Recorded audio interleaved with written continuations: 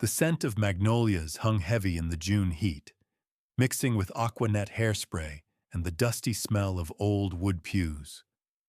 Grace Hartley's knees buckled. One moment she was standing at the altar of First Baptist Church in Knoxville, Tennessee, trying to focus on Reverend Thompson's words through the roaring in her ears. The next, the sanctuary tilted sideways and her vision narrowed to a pinpoint of light. Before she hit the floor, strong hands caught her. Not her groom's hands. Daniel stood frozen 3 feet away, his mouth hanging open in shock, bouquet of daisies clutched uselessly in his sweating palms. The man who caught Grace was a stranger, or at least she'd thought he was a stranger until this moment. Dark hair, carpenter's hands, eyes the color of Tennessee whiskey. "I've got you," he said quietly, lowering her gently to sit on the altar steps. The congregation erupted in whispers.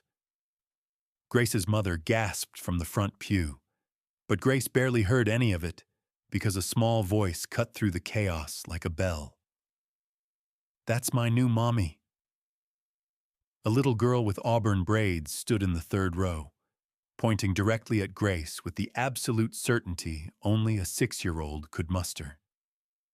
The man who'd caught her, the single dad guest she vaguely remembered seeing at the back of the church, went pale. "Emmy, honey, no," he whispered.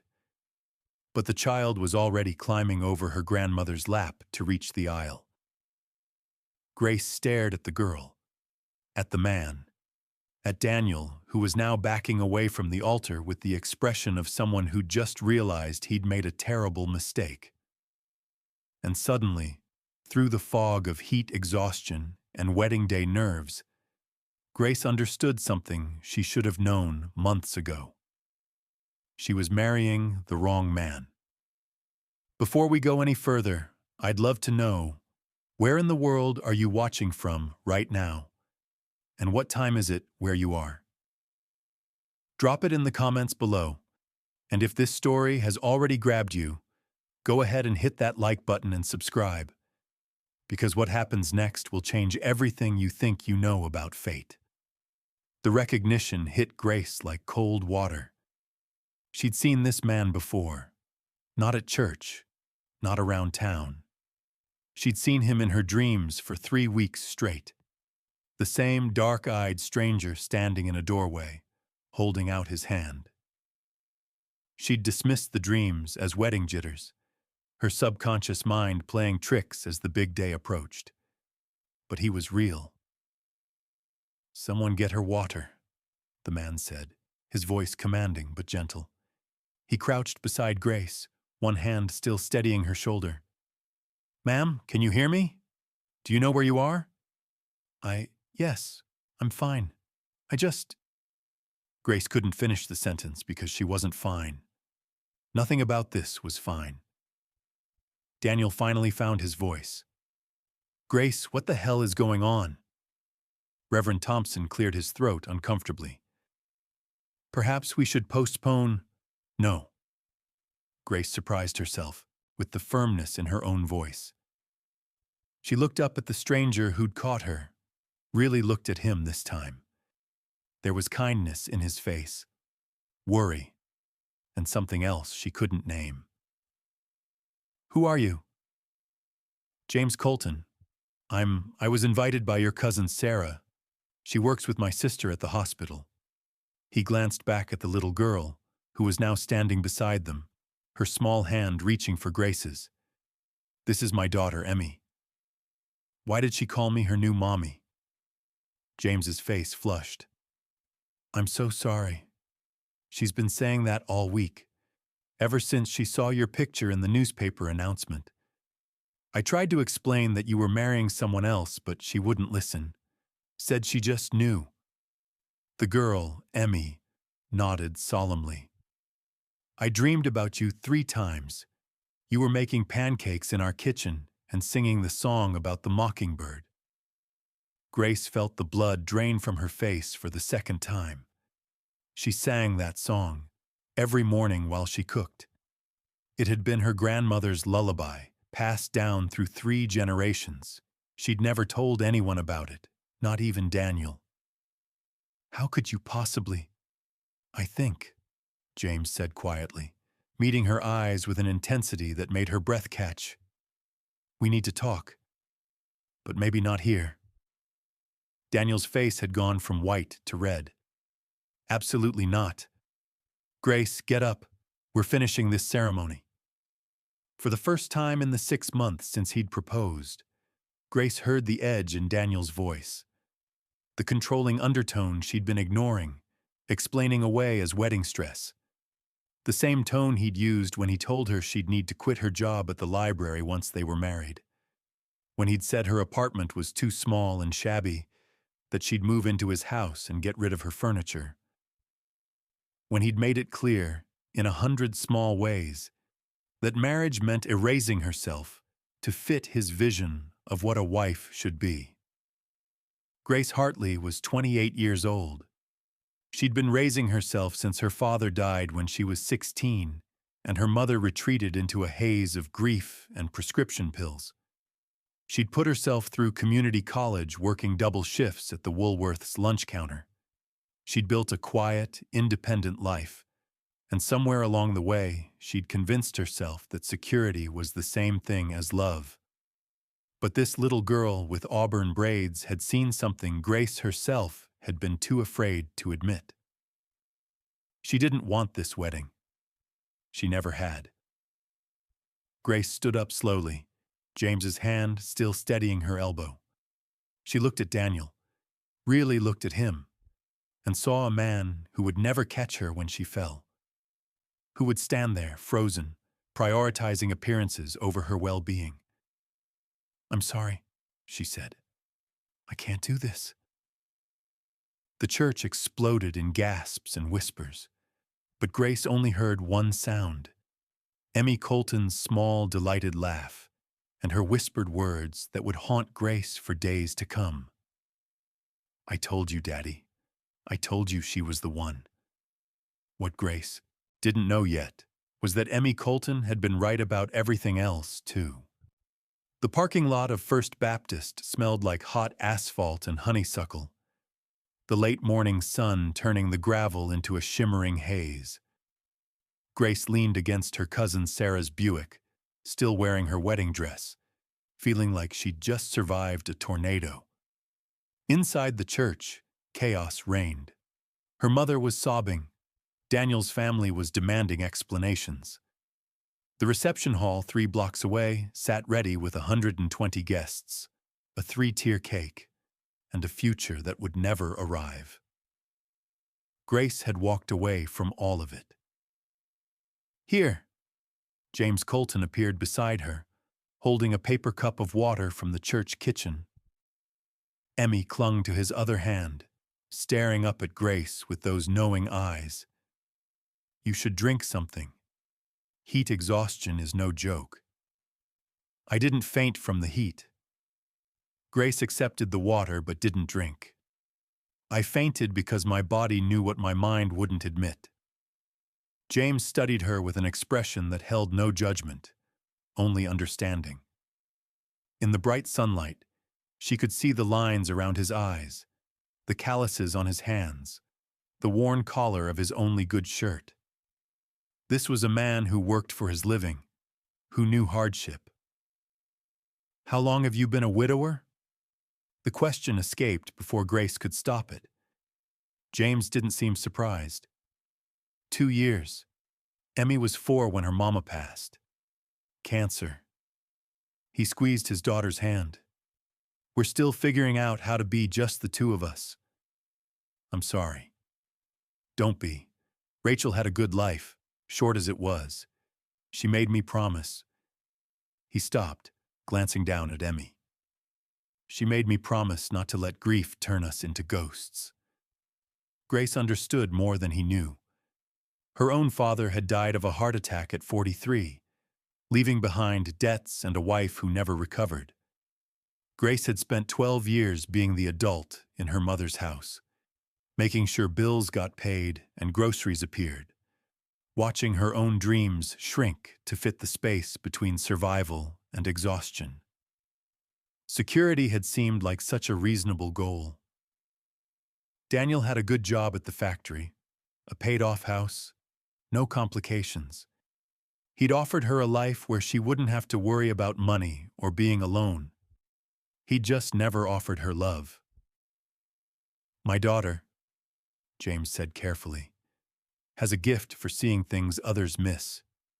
Her mama had it too. Intuition, Rachel called it. Knowing." He met Grace's eyes. "When Emmy saw your picture in the paper last week and said you were going to be her new mama, I thought it was just wishful thinking, a grieving child inventing stories. But she described you making breakfast in our kitchen. She knew the color of the curtains I hung last month. Yellow gingham, which wasn't in any photograph. She said you had a scar on your left wrist shaped like a crescent moon." His gaze dropped to Grace's wrist, where her grandmother's bracelet had always hidden the mark. "And she said you were sad, trapped, waiting for someone to catch you when you fell." A chill ran through Grace despite the June heat. "That's impossible." "I know." James's voice was steady, certain. "But here we are." Emmy tugged on Grace's dress. "Can we go get pancakes now? You promised in my dream." Grace knelt down, her wedding dress pooling around her on the gravel. "Sweetheart, dreams aren't real. I never promised you anything." "Not yet." Emmy's smile was luminous. "But you will." The daughter knew something the father didn't. Sarah finally emerged from the church, her face flushed and exasperated. "Grace, your mother is having a fit. Daniel's talking about suing you for emotional distress, which is rich considering he spent the entire engagement treating you like hired help. And the entire congregation is speculating about whether you're having a nervous breakdown or running off with a strange man." "Both, apparently," Grace said, surprised by her own laugh. Sarah looked at James, then at Grace, then back at James. Something shifted in her expression.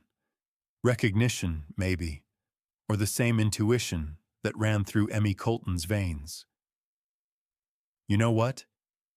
I've been watching you plan this wedding for 6 months, and this is the first time I've seen you smile. So whatever's happening here, I'm not going to question it." She dug in her purse and pulled out car keys.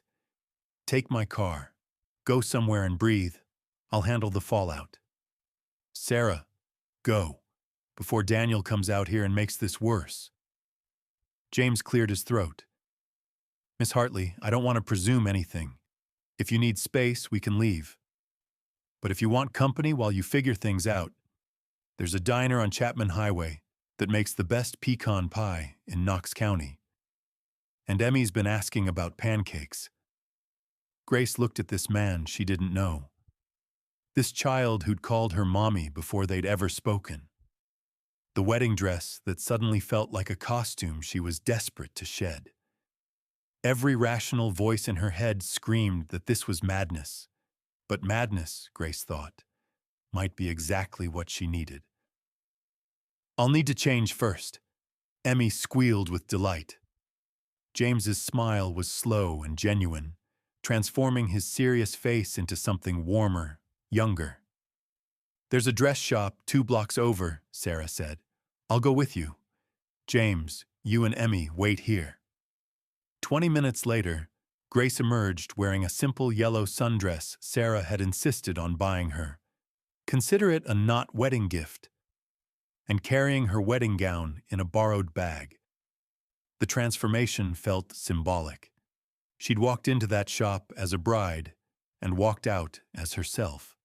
As they drove toward Chapman Highway in Sarah's Buick, James following in his old pickup truck with Emmy bouncing in the passenger seat, Grace caught sight of herself in the visor mirror. Her eyes looked different, awake. What she didn't know was that back at the church, Daniel was making phone calls that would set events in motion Grace couldn't yet imagine, and that Emmy Colton's dreams hadn't stopped at pancakes and yellow curtains. The little girl had seen what was coming next, too.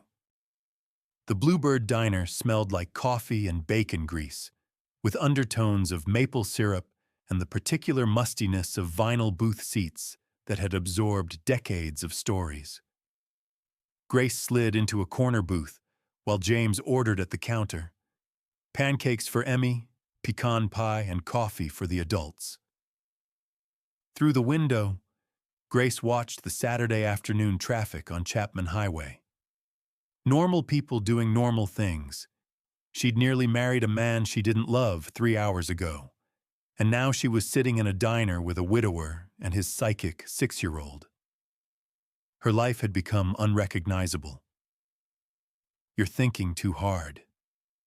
Emmy climbed up beside Grace instead of sitting across from her. "Mama used to say thinking too hard made your face all scrunchy." "Did she?" "Uh-huh. She said the best things happen when you stop planning and start feeling." Emmy reached up and touched Grace's cheek with startling gentleness. "You feel sad and happy at the same time. That's okay. Daddy does that too." Grace blinked back unexpected tears. "You're very wise for 6 years old. I'm almost 7. My birthday is August 3rd. You're going to make me a cake shaped like a castle." Before Grace could respond, James returned with a tray of food. He caught the expression on Grace's face and the tears in her eyes, and something in his own expression shifted, protective, concerned. "Emmy, what did we talk about in the truck?" "Not to tell Miss Grace about the future because it might scare her." Emmy's tone was perfectly matter-of-fact as she drowned her pancakes in syrup. "But she's not scared, Daddy. She's ready." James sat down heavily across from them. "I apologize. Again. This has to be the strangest day of your life." "Actually," Grace said, picking up her fork, "it's the first honest day I've had in months." She took a bite of pie. Buttery, sweet, perfect. And for the first time since agreeing to marry Daniel, felt like she could breathe. "Tell me about yourself. The normal things. Where do you work? How long have you lived in Knoxville?" James wrapped his hands around his coffee mug. "I'm a finished carpenter. Cabinets, furniture, detail work. Moved here from Chattanooga 2 years ago after Rachel passed. Needed a fresh start, somewhere without all the memories." He glanced at Emmy, who was methodically cutting her pancakes into precise squares. "We live in a little house near Fountain City. 2 bedrooms, big backyard. I'm fixing it up slowly. New windows, refinished floors. Trying to make it feel like home." "Yellow gingham curtains in the kitchen," Grace said softly. "Last month. Emmy picked them out." James studied her face. "This doesn't frighten you? What she can do? My grandmother saw things too. Dreams that came true, knowing when someone was going to die. My mother called it superstition, said it was embarrassing." Grace took another bite of pie. "But I believed her. The night before my father died, my grandmother called and told my mother to make sure he saw a doctor. My mother laughed it off. The next day, he collapsed at work." The confession hung between them. "I'm sorry," James said. "Me too. For a lot of things." Grace looked down at her plate. "I've spent 12 years trying to be practical, responsible, doing what made sense instead of what felt right. And I almost walked down that aisle today because it was the sensible choice." "What changed?" "She did." Grace looked at Emmy, who was watching them both with those ancient eyes. "And you. The moment you caught me, I knew." "Knew what?" Grace took a breath. This was madness. Beautiful, terrifying madness. "That I've been waiting for you. The truth, finally spoken." James went very still. Outside, a truck rattled past on Chapman Highway. Inside the diner, someone dropped a plate in the kitchen and cursed. The jukebox played Patsy Cline's Crazy, which seemed almost too perfect. "Grace," James said carefully, "we just met. You don't know me. I don't know you. This could all be a coincidence? Your daughter predicting things she couldn't possibly know? Me dreaming about you for weeks?" Grace shook her head. "I don't believe in coincidences anymore, and I think you don't either." James looked at his daughter, who had stopped eating and was watching them with an expression of profound satisfaction. "You knew," he said to Emmy, "when you made me bring you to that wedding. You knew this would happen." "Mama told me," Emmy said simply. "In my dream last week, she said Grace needed us, and we needed her, and that I should make sure Daddy didn't chicken out." James closed his eyes. When he opened them again, they were wet. "Rachel. God, I miss her." "She knows," Emmy said with absolute certainty. "And she's happy. She says Grace has kind hands and a brave heart, and that's what we need." Grace felt something crack open in her chest. Not her own grief, but an understanding of James's. The weight of loving someone and losing them, of trying to raise a child alone while carrying the ghost of a marriage that ended too soon. "I'm not trying to replace her," Grace said quietly. "I couldn't. I wouldn't. I know." James reached across the table and took her hand. The touch was electric, familiar, like coming home to a place she'd never been. "But I think maybe you're supposed to be here. With us. However that looks." "Tell her about the house," Emmy urged. "Tell her about the blue room." James smiled, embarrassed. "When we moved in, there was this small bedroom upstairs. Emmy wanted it painted blue. Sky blue, she said, with white clouds. I thought it was for her, so I spent 2 weeks doing this elaborate mural. Clouds, birds, even a rainbow." He paused. "Last week she told me it wasn't her room. It was for Grace, that you'd need a quiet place to write." Grace's fork clattered to her plate. "How could she possibly know I write?" "What do you write?" James asked. "Stories. Children's books mostly. I've never published anything. I write them in notebooks during my lunch breaks at the library. I've never told anyone." She looked at Emmy. "How did you know?" "I saw them," Emmy said, returning to her pancakes. "The notebooks with the yellow covers. You have 17 of them, and one day, lots of people are going to read your stories and love them." The diner felt too small suddenly, the air too thick. Grace stood up abruptly. "I need some air." James rose with her. "Grace, I'm not running. I need a minute." Outside, the June heat hit her like a wall. Grace leaned against the diner's brick exterior, trying to process everything. An hour ago, she'd walked away from her wedding. Now she was falling into something that defied explanation, a connection that felt older than this morning, deeper than chance. The door opened behind her. "James, not Emmy." "She's inside finishing her pancakes and charming the waitress," he said. "We have maybe 3 minutes before she comes looking." "James, this is insane." "I know. We don't know each other." "I know that too.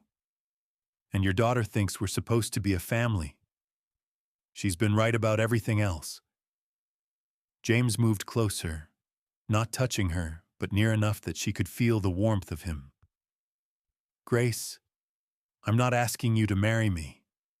I'm not even asking you to make sense of this. I'm just asking, can we try? Can we see where this goes?" Grace thought about Daniel, about the wedding that didn't happen, about 12 years of playing it safe, and where it had gotten her, standing at an altar in front of a man who couldn't be bothered to catch her when she fell. And she thought about Emmy's dreams, about yellow curtains and blue rooms and stories that might one day be read, about the possibility that fate was real, and it wore carpenter's hands and auburn braids. "Yes," she whispered. "Yes, we can try." James exhaled like he'd been holding his breath for hours. He reached up and tucked a strand of hair behind her ear, the gesture so tender Grace felt her eyes sting again. "Fair warning," he said. "I'm not easy. I work too much. I'm still figuring out how to be a single father, and I'm still in love with my wife even though she's gone. I wouldn't expect anything else. Your turn. What am I getting into?" Grace considered. "I'm stubborn. I have control issues from raising myself. I don't trust easily, and I have no idea how to be part of a family. Then we'll figure it out together." Inside the diner, Emmy pressed her face against the window and waved, her smile bright enough to light the whole parking lot. What none of them knew was that Daniel had already called his brother, a sheriff's deputy with a mean streak and a sense of ownership over things he considered his, and that Grace's abandoned wedding was about to have consequences that would test whether this fragile new connection could survive what came next. The Colton house on Adair Drive smelled like fresh pine and linseed oil, with dust motes dancing in the afternoon light filtering through those yellow gingham curtains. Grace stood in the kitchen doorway, her borrowed sundress still wrinkled from the church, watching James make coffee while Emmy gave her a tour that felt less like showing and more like confirming. "See? I told you about the curtains. And that's the table Daddy made with the carved legs. And there," Emmy pointed to a corner nook with a cushioned bench, "that's where you'll sit in the mornings and write in your yellow notebooks." Grace's throat tightened. The house was small but carefully tended, every corner showing James's craftsman's touch. Crown molding, built-in shelves, window seats with storage underneath. A home built with love and patience. "The blue room is upstairs," Emmy continued, tugging Grace's hand. "Come see." The room took Grace's breath away. James hadn't been exaggerating about the mural. The entire ceiling was a masterpiece of clouds and sky, with birds mid-flight and a rainbow arcing across one wall. A small desk sat beneath the window, handmade like everything else in this house. On it sat a single yellow notebook, blank and waiting. "I asked Daddy to put it there yesterday," Emmy whispered, "so you'd know this was always meant to be your room." Grace knelt and pulled the little girl into her arms, something instinctive and right about the embrace. "Thank you, sweetheart." "You're welcome, Mama." The word landed like a stone in still water, ripples spreading outward. Grace waited for panic, for the urge to correct her, but all she felt was a strange, settling rightness. Downstairs, a vehicle pulled into the driveway, gravel crunching under heavy tires. James appeared at the top of the stairs, his expression shifting from welcome to wariness as he looked out the window. "That's a sheriff's cruiser." Something had found them already. Grace's stomach dropped. She moved to the window and saw him, Daniel's older brother Trevor, climbing out of his patrol car with the swagger of a man who believed his badge made him untouchable. She'd met him twice before. At family gatherings Daniel had insisted she attend. Both times Trevor had looked at her the way a man appraised livestock. "Stay here with Emmy," James said, already moving toward the stairs. "No." Grace's voice was firm. "This is about me. I'm coming down." By the time they reached the front porch, Trevor was already halfway up the walk. He stopped when he saw Grace, his face darkening. "There you are. Been looking all over for you." Trevor hooked his thumbs in his belt, the gesture deliberately intimidating. You know how much trouble you caused today? My brother is devastated. His family is humiliated. And you run off with some...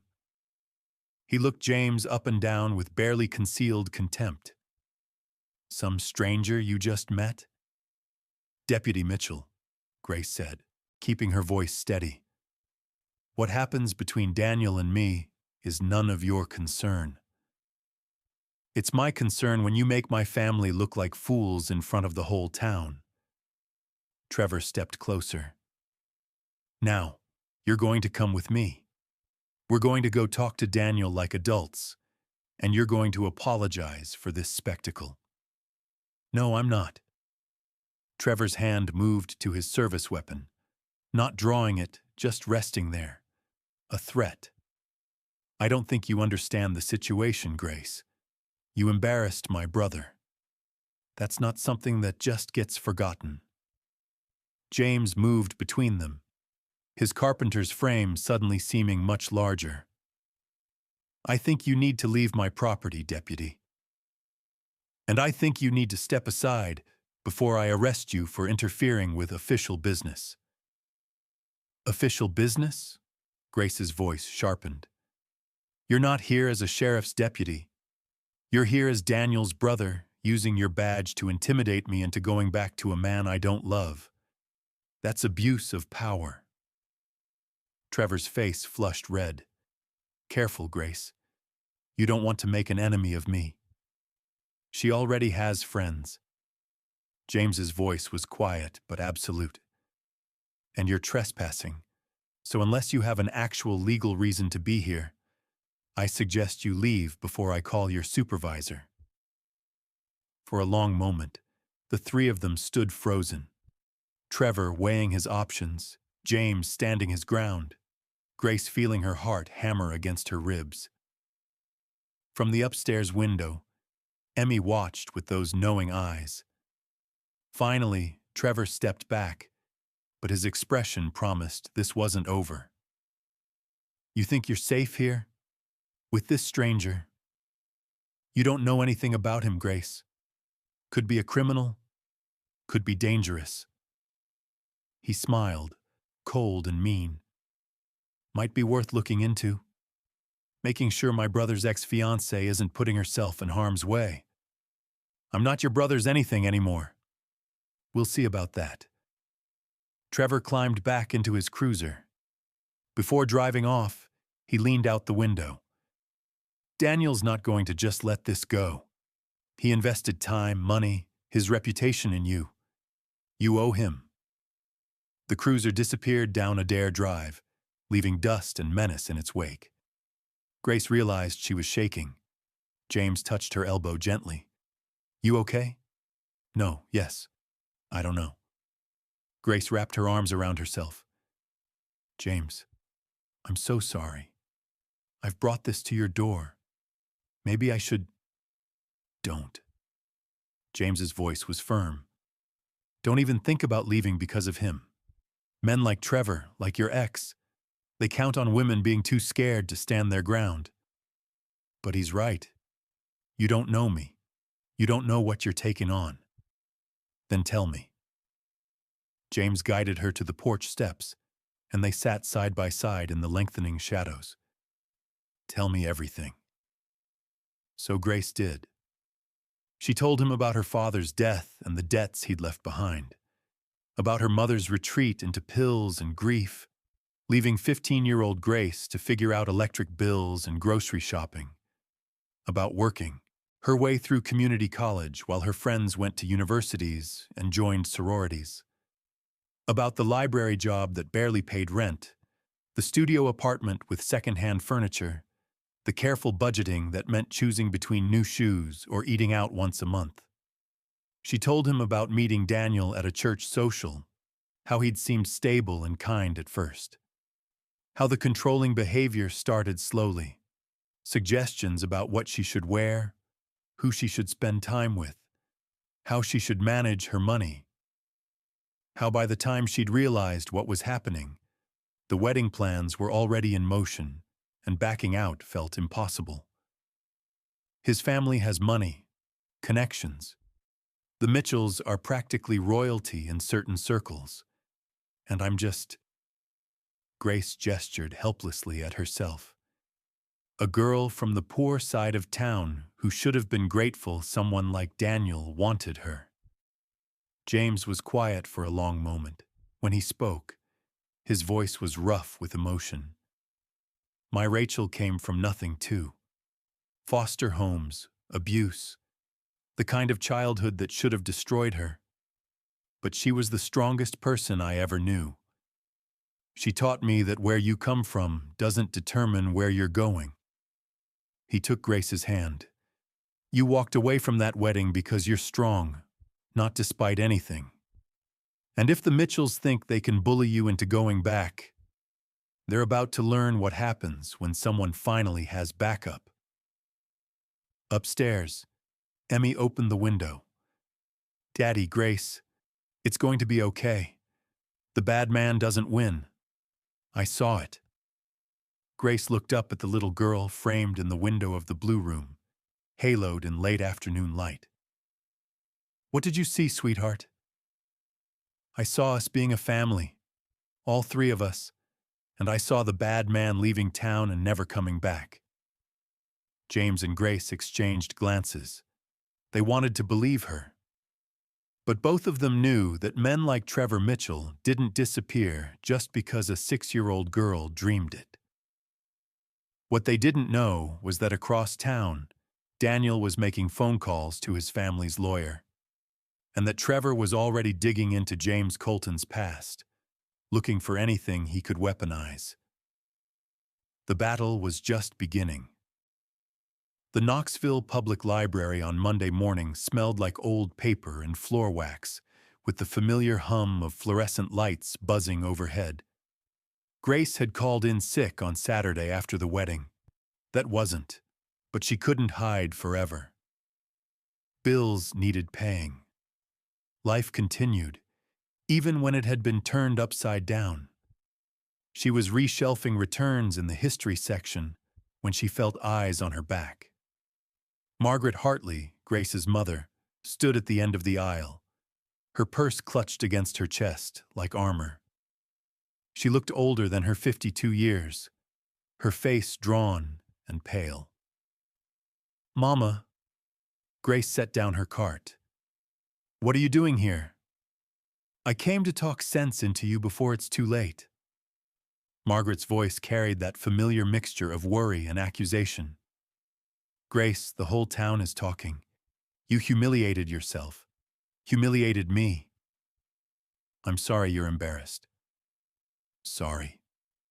Margaret moved closer, her voice dropping to a harsh whisper. Daniel's family is threatening legal action. They say you violated a contract, that his mother spent $15,000 on that reception you destroyed, and now you're living with some man. I'm not living with him. I visited his home. Once. Trevor says you're shacking up with a stranger, probably after his money. James doesn't have money, Mama. He's a carpenter, a single father raising his daughter alone. Grace felt her temper rising. And even if I was seeing him, which is my business, it's better than marrying a man who treated me like property. Margaret's eyes filled with tears. You had security, a future. Do you know how rare that is for girls like us? Your father left us with nothing, Grace. Nothing. And you threw away your chance at stability because of what? Wedding day jitters? The words cut deeper than Grace expected. Not because they were true, but because they revealed how little her mother understood her. I threw it away because I deserve more than security. I deserve love. Love? Margaret's laugh was bitter. Love doesn't pay rent, Grace. It doesn't keep food on the table. I loved your father, and look where it got me. Before Grace could respond, her supervisor appeared at the end of the aisle, his expression uncomfortable. Grace, there's someone here to see you. A lawyer. The trap was already sprung. Robert Hartfield sat in the library's cramped break room wearing a suit that probably cost more than Grace made in 6 months. He stood when Grace entered, extending a hand she didn't take. "Miss Hartley, I represent Daniel Mitchell and his family. I was hoping we could discuss your situation before matters escalate further." "I don't have a situation." "I'm afraid you do." Hartfield pulled papers from his briefcase with the casual efficiency of a man who did this often. "My clients are prepared to file a civil suit for breach of promise. Tennessee law recognizes broken engagements as actionable, particularly when significant financial investment has been made. The reception alone cost $16,000. The dress, venue, flowers. We're looking at damages exceeding $25,000. Grace felt the floor tilt beneath her feet. $25,000. She didn't have $2,500. Additionally, Hartfield continued, his tone pleasant but unmistakably threatening, there's the matter of gifts received during the engagement. A diamond ring valued at $8,000. Various household items purchased for your anticipated marriage. These will need to be returned immediately. The ring is in my apartment. He can have it back. That's a start, but the larger issue remains. My clients feel you acted in bad faith, allowing the wedding to proceed to the altar before abandoning your commitment. The emotional distress alone. Stop. Grace's voice came out stronger than she felt. Daniel didn't love me. This wedding was about control, about him getting what he wanted. And if he's suing me for emotional distress, maybe we should discuss how he spent 6 months isolating me from my friends and dictating every aspect of my life. Hartfield's expression didn't change. Do you have documentation of this alleged controlling behavior? Witnesses? Evidence? Grace thought of the 100 small ways Daniel had diminished her. The comments about her clothes being too casual. The suggestions that she spend less time at work and more time preparing for married life. The way he'd made her feel like her dreams of writing were childish, impractical. None of it left bruises. None of it could be proven. I didn't think so. Hartfield tucked the papers back into his briefcase. Miss Hartley, I'm going to be frank with you. My clients are influential people. They have resources you can't match. You're a library clerk making, what, $8,000 a year? You live in a $300 a month apartment. You have no savings, no family support, no legal representation. He let that sink in. However, my clients are willing to be reasonable. Drop this nonsense with Mr. Colton. Return to Daniel and complete the marriage. Quietly, privately, within the month.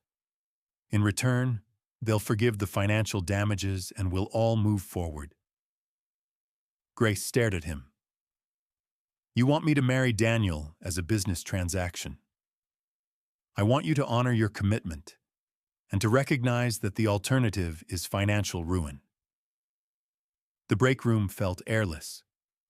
Grace thought of James's house with its yellow curtains, of Emmy's dreams and blue-painted clouds, of the yellow notebook waiting on a handmade desk, of the possibility that life could be more than survival.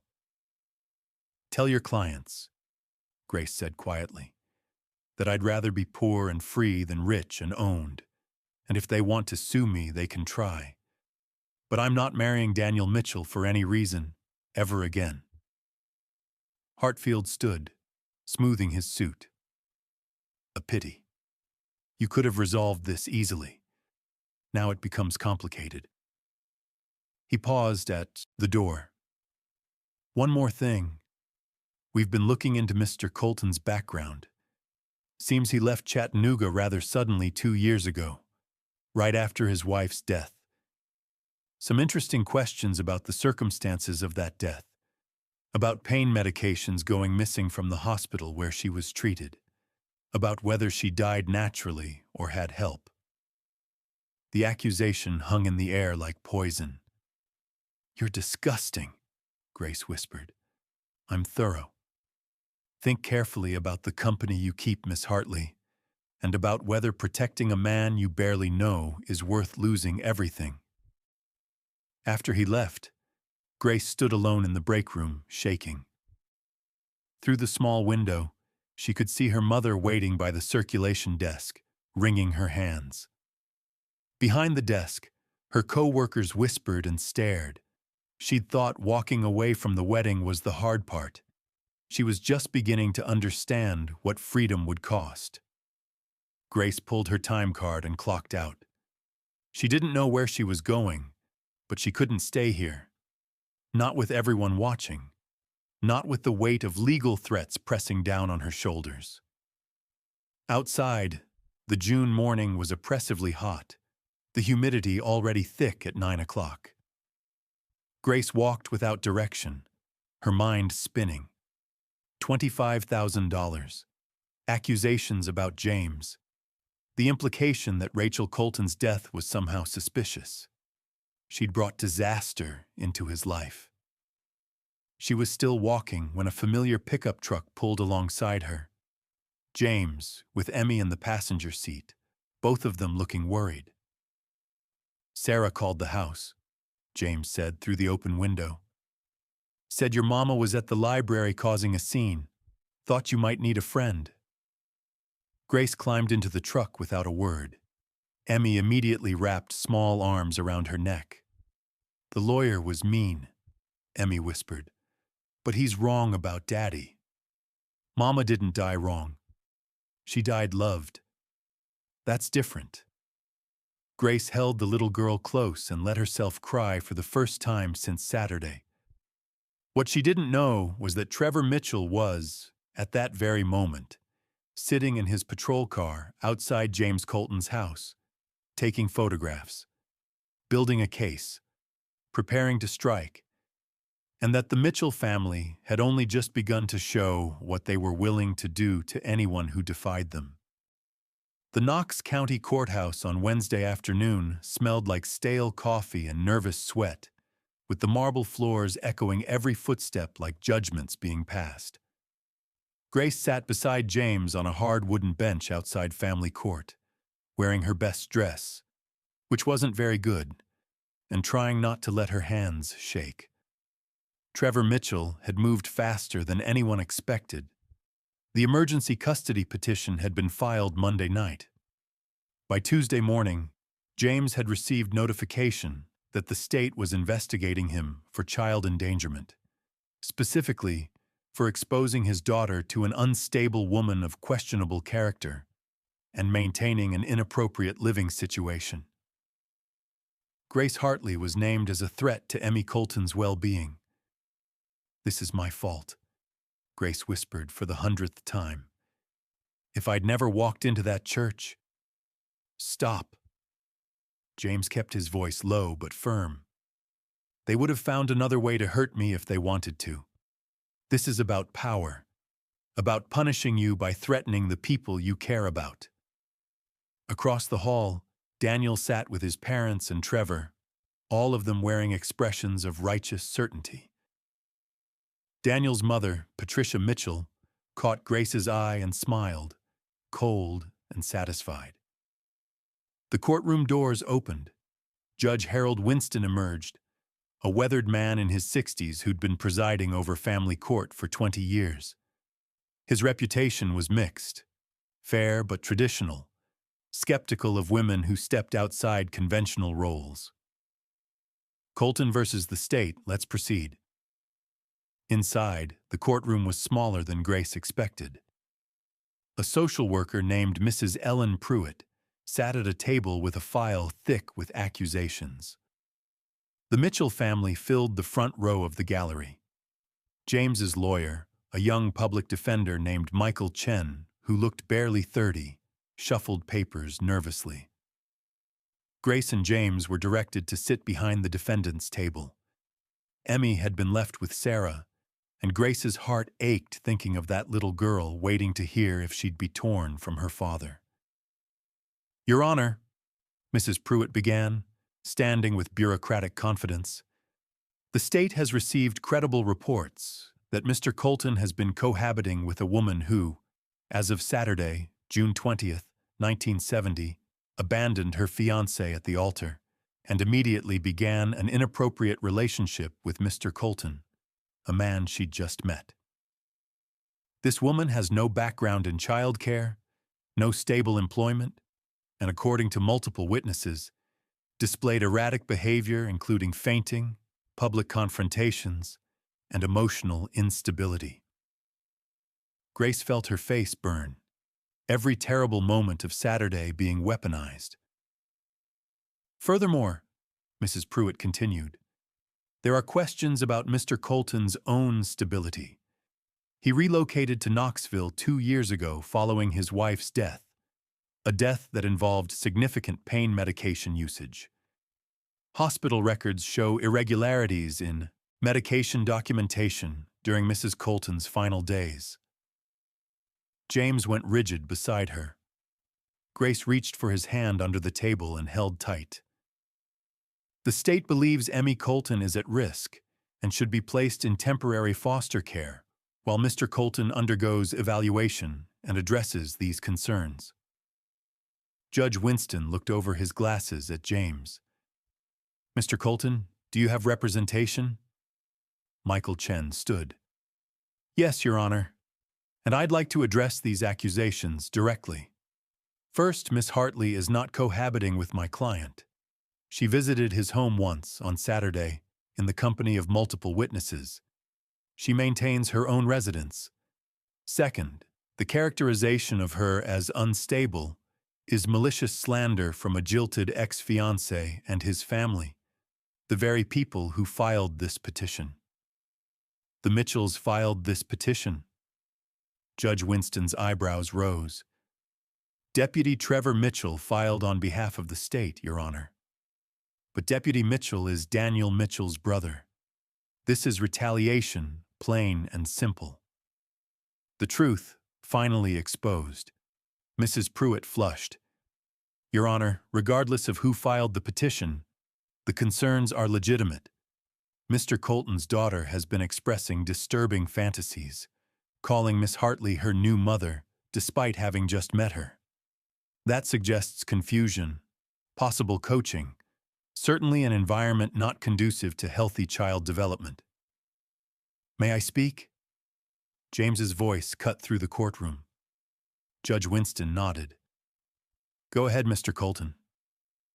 James stood, and Grace saw him transformed. No longer the quiet carpenter, but a father fighting for his child with everything he had. "Your Honor, my daughter is 6 years old. When her mother died, I promised Rachel I'd give Emmy a life full of love and truth and possibility. I moved us to Knoxville to keep that promise. I work hard. I provide for my daughter. Our home is clean, safe, and filled with everything a child needs." His voice roughened with emotion. "As for my wife's death, Rachel had stage 4 pancreatic cancer. She was in hospice care. Yes, she used pain medication. Yes, I administered some of it under doctor supervision. And yes, in her final days, she was ready to go. But she died naturally, peacefully, with me holding her hand and Emmy singing to her. Any suggestion otherwise is a lie designed to hurt me through my child." Grace watched Judge Winston's face carefully. Something was shifting in his expression. "And Miss Hartley?" James continued. "She made a brave choice on Saturday. She chose honesty over security. She walked away from a man who wanted to control her, and his family can't accept that. So they're using the legal system to punish her and to hurt anyone who tries to help her." "That's a serious accusation," Judge Winston said.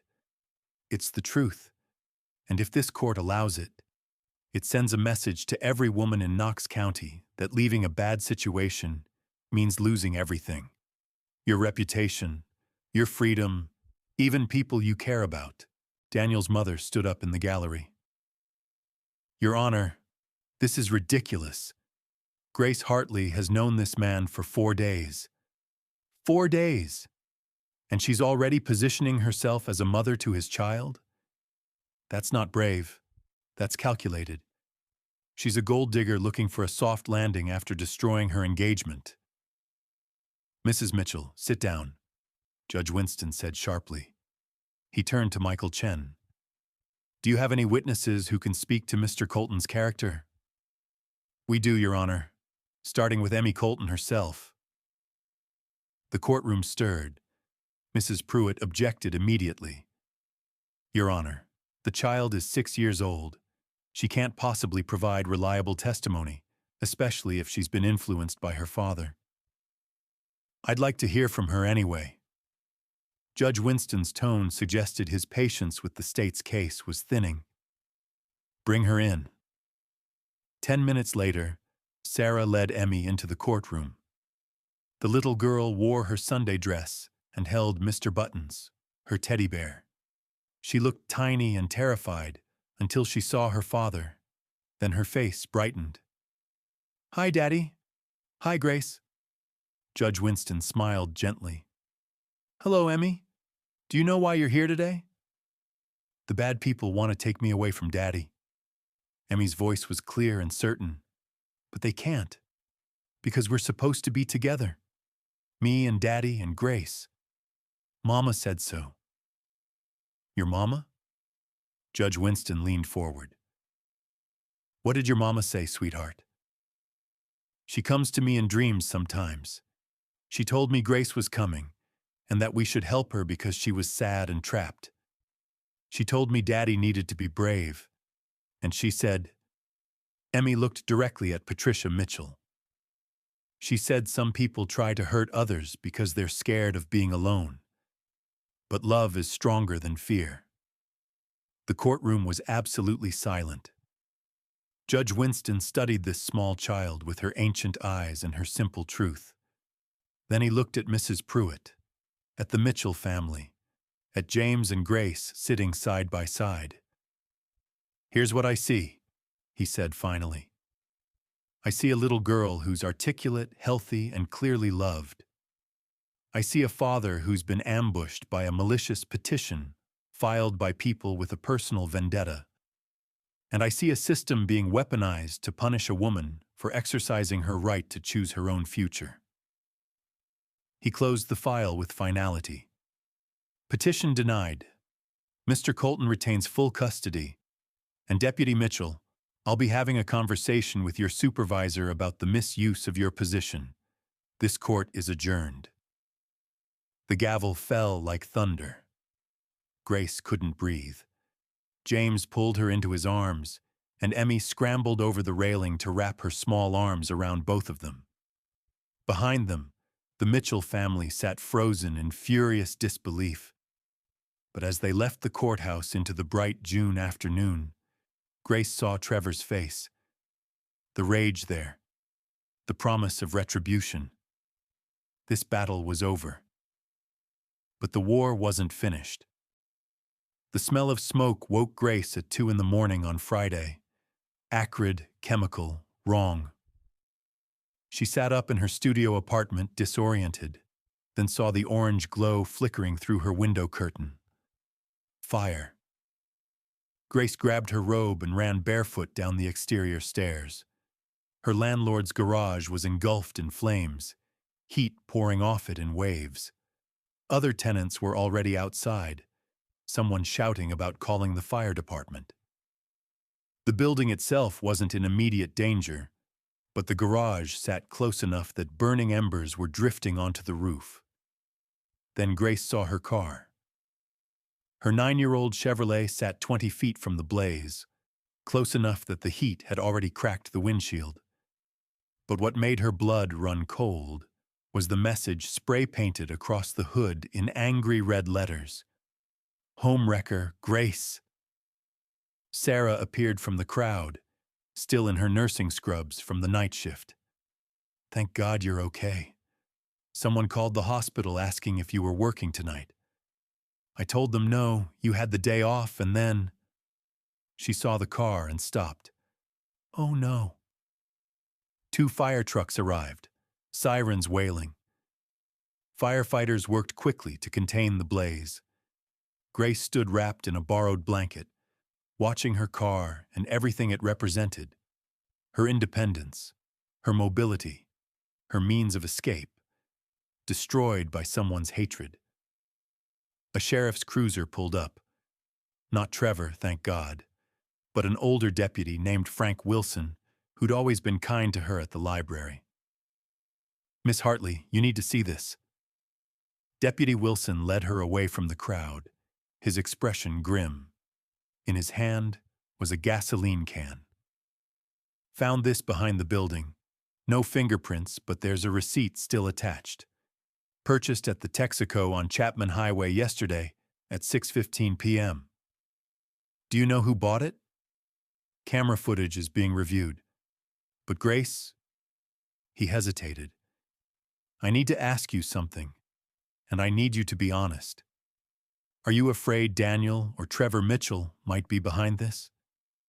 Grace thought about Trevor's face in the courthouse, about Daniel's cold silence, about a family that saw her as property that had escaped. Yes, she whispered. Deputy Wilson nodded slowly.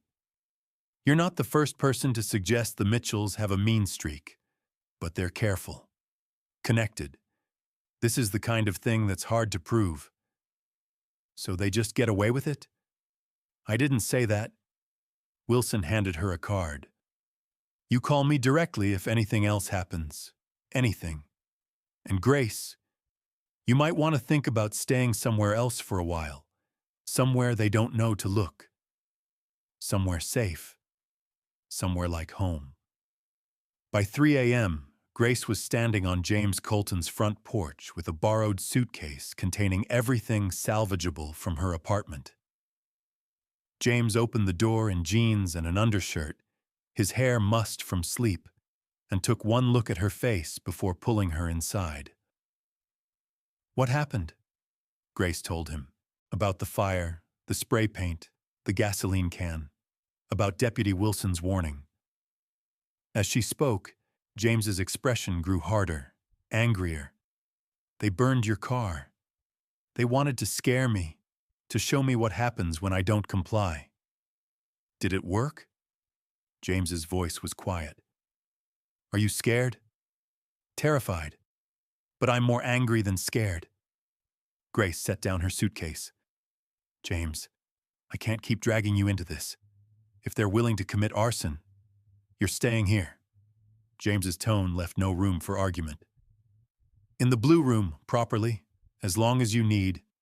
And tomorrow, we're going to figure out how to stop them. Emmy appeared at the top of the stairs in her nightgown. Mr. Buttons clutched to her chest. Grace, you came home. The word, home, settled over Grace like a benediction. I did, sweetheart. Is that okay? I told Daddy you would. I saw the fire in my dream 2 days ago, and I saw what comes after. Emmy came down the stairs and took Grace's hand. You're going to be scared, but then you're going to be brave, and the bad men are going to leave and never come back. How, baby? James asked gently. How do they leave? Because Grace remembers something important. Something she wrote down that proves they're the bad ones, not her. Grace froze. What did I write down? I don't know yet, but you will. Mama says the truth is already in your hands. You just have to look. After Emmy went back to bed, James made coffee and they sat at the kitchen table while dawn slowly lightened the yellow gingham curtains. Grace was exhausted, but her mind wouldn't stop racing. What could Emmy mean? I don't have any evidence. I never documented Daniel's behavior. I didn't keep records. Think. James covered her hand with his. Emmy's been right about everything else. If she says you wrote something down, you did. Grace closed her eyes. trying to remember. The months of engagement, the gradual tightening of Daniel's control, the way he'd made her feel small and grateful, and her eyes snapped open. The notebooks. What? My story notebooks. The yellow ones I write in during lunch breaks. Grace stood up suddenly. I don't just write children's stories. I write about people, real people. I change the names, but the situations are real. It helps me process things. Did you write about Daniel? Not directly, but last October I wrote a story about a controlling prince who isolates a girl in a tower. The prince was based on Daniel. The tower was our engagement, and I included— Grace's hands started to shake. I included specific things he said, specific threats he made when I tried to push back about wedding decisions, things that show a pattern of control and intimidation. James was already pulling on his boots. Where are these notebooks? In my locker at the library. I never brought them home because— She stopped, realization hitting. Because Daniel sometimes came to my apartment unannounced. I didn't want him reading them. We need to get them before the Mitchells realize they exist. The library doesn't open until 9. Then we'll wait in the parking lot. By 8:30, James, Grace, and Emmy were parked outside the Knoxville Public Library in James's pickup truck. Grace had called her supervisor and explained she needed to collect personal items. To her surprise, he'd said to come any time. He'd be there early doing inventory. Inside, the library was cool and quiet. Grace's locker was in the basement staff room, a dim space that smelled like mimeograph ink and instant coffee. She spun the combination lock with shaking hands. The notebooks were there. All 17 of them, yellow covers worn soft from handling. October, Grace muttered, flipping through dates. Where's October? Emmy pointed. That one, with the bent corner. Grace opened it and began to read. The story was titled, The Tower and the Prince. As she scanned her own handwriting, she found passage after passage that documented Daniel's behavior. The prince told her she must wear only colors he chose, for a princess must reflect well on his kingdom. When she protested, he said she was ungrateful for doubting his judgment. The prince forbade her from seeing her childhood friends, saying they filled her head with foolish notions of independence. A wife belongs to her husband's world now, he said. When she mentioned wanting to continue her work at the library, the prince laughed. Why would you need employment? I will provide everything, unless you don't trust me to care for you properly. Page after page of documented manipulation, each entry dated, each one corresponding to real conversations Grace could testify to. This is it, James said, reading over her shoulder. This is evidence of psychological abuse, coercive control. It establishes a pattern. But it's just a story. Will anyone believe it's real? Dated entries in your own handwriting, written contemporaneously with events? Any decent lawyer could use this. James pulled out Deputy Wilson's card.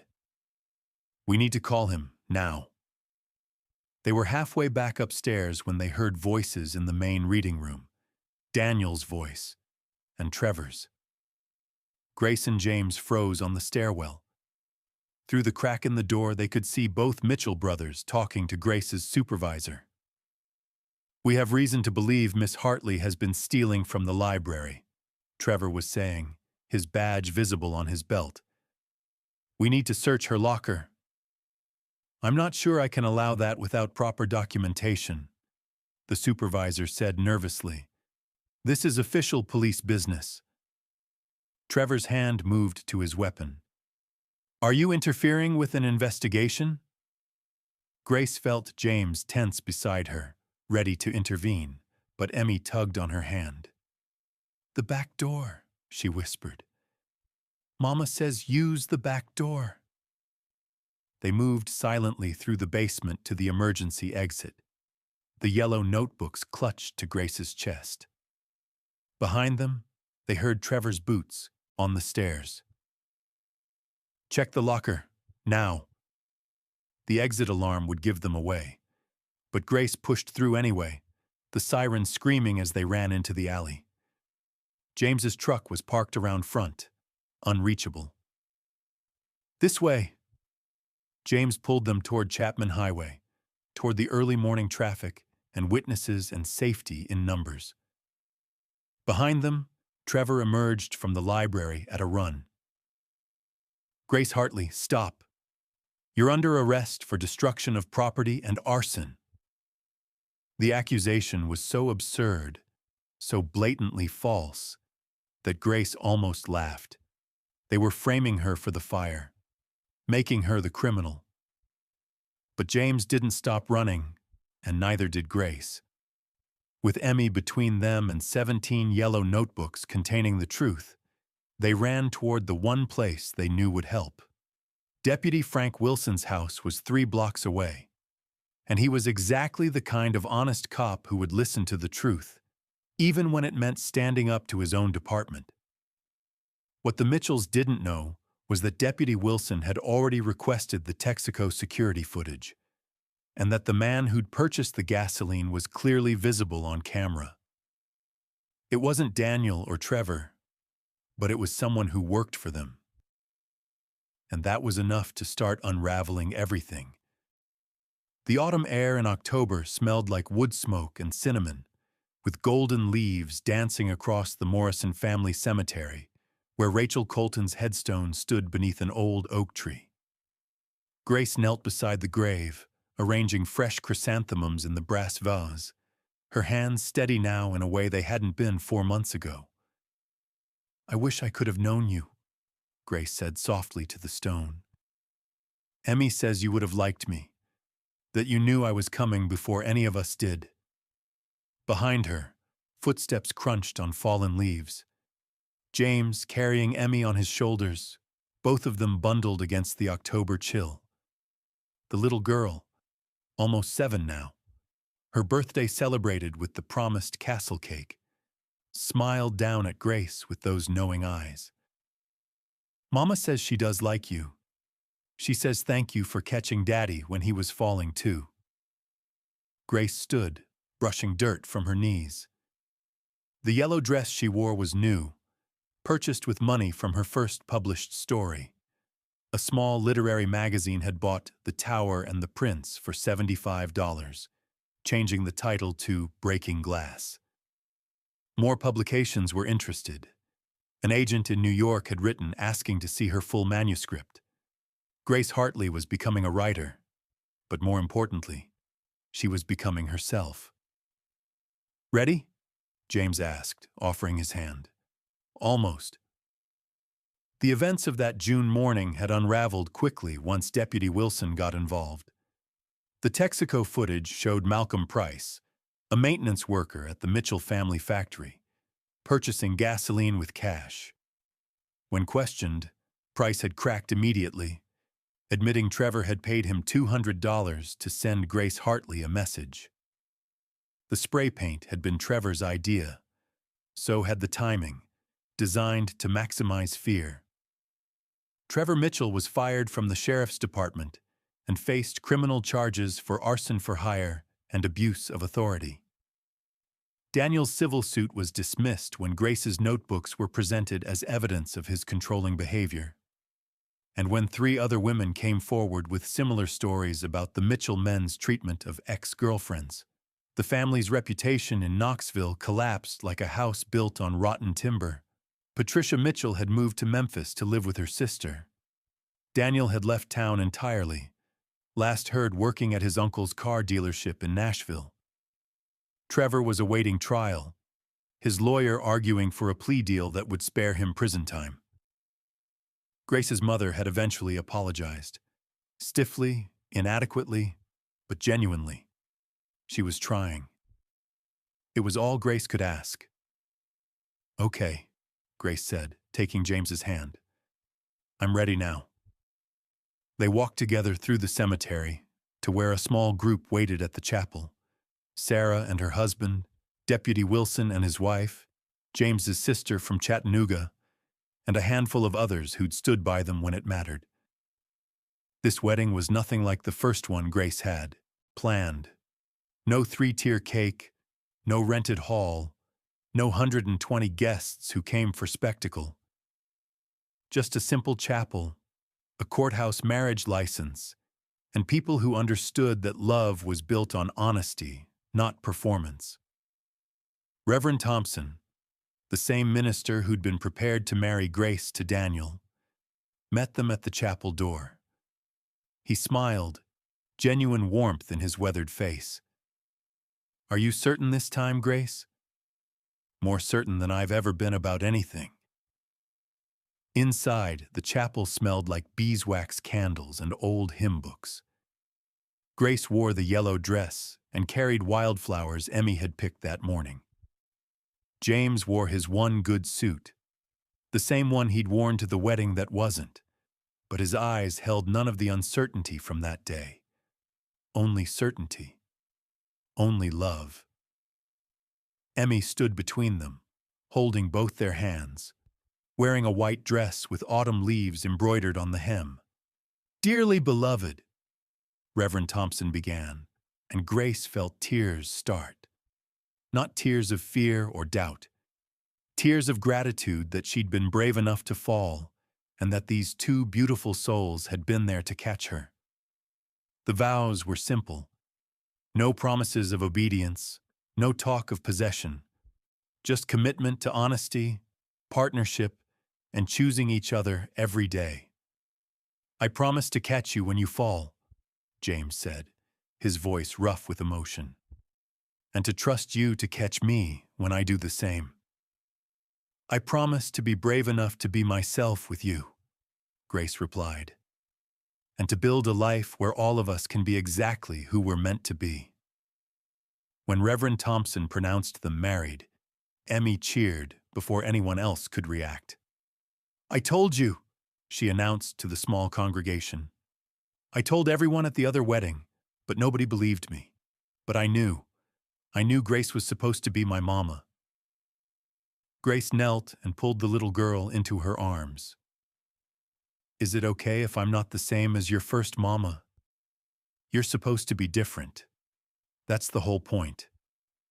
Emmy's logic was unassailable. "Mama Rachel gave me life. You give me stories and pancakes and someone to sing the Mockingbird song with. I get to have both. That's lucky." James wiped his eyes. Grace did the same.